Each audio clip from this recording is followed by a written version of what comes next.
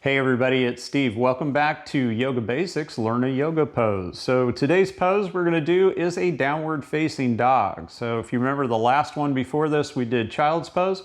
We're now going to move into downward facing dog. Downward facing dog is a pose that we use a lot in our yoga classes, especially in a vinyasa class.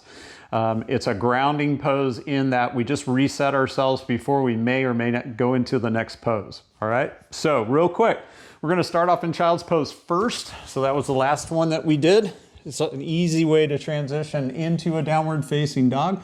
So hips to heels, hands and arms out in front of us, and then literally just shift our weight forward, curl the toes under, press the hips up and back. Micro bend in our knees and our elbows. So just a slight bend, and then just press the hips and your buttocks up toward the sky. This literally is our downward facing dog, okay? Now just release back down. All right, so downward facing dog, we look like a V, right? So with our mat, we look like a triangle. All right, and this is a regular pose that we do in a lot of classes.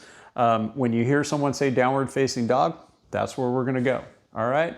Now, if you want to get a little bit more as far as integration is concerned, breaking down a downward facing dog, kind of what is the rest of our body supposed to be doing while we're in the pose, check out the pose or check out the video up here in the corner for our series on breaking down the poses, right? Yoga Foundations.